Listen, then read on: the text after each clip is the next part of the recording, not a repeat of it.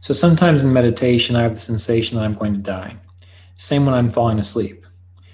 It's difficult to allow myself to surrender into the very deep meditative states because of that. It feels as if I have to die in order to experience these states. And so whenever this happens, my ego steps in fear and gets me out of any beginning of deep meditative states. Have you been through something similar, and what do you recommend me to break through this barrier? I I can't remember going through something similar because I can just remember throughout all my life I've always had an interest in uh, just what it's like not to be this little thing. So, altered states of consciousness, it's never been an issue for me, partially because I didn't really think I was real anyway. So, whether or not I died, it didn't really make that much of a difference. Um, I can think of times when I just didn't want to let go of who I thought I was because it was good or comfortable or nice at the time. And that resistance is the same kind of thing that gets in the way. And you have to be able to fully let go of that as well. Um, what I would say that you need to do is face your fear.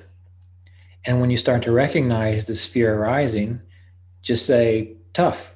I'm going to do it anyway. I'm going to break through it. I'm going to let it go for a little while. And you have to find however you need to get through it. You've heard me talk about getting in really cold ice baths. I don't like it. I mean, I like it now, but when I did it first, no, I mean, it was terrible. But I just told myself, tough, I'm getting in. And I would just get in and see what happened. But the same thing was true, for example, when I first started getting up early to meditate. There was resistance there to it. I didn't want to change. I didn't want to do it. But what I decided was I'd set my alarm. And as soon as that alarm went off, I didn't stop and think.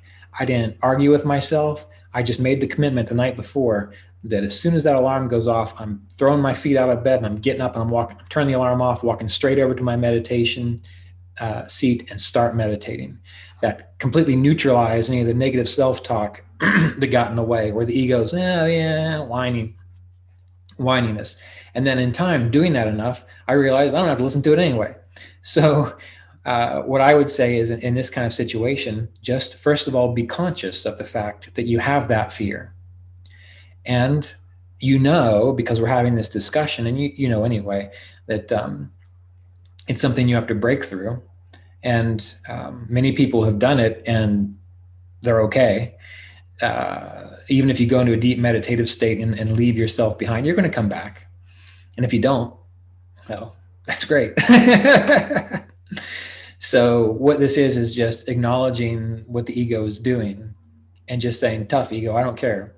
And then using your executive capacity and your willpower to make that breakthrough and just see what it's like on the other side. Only you know how to do that for yourself.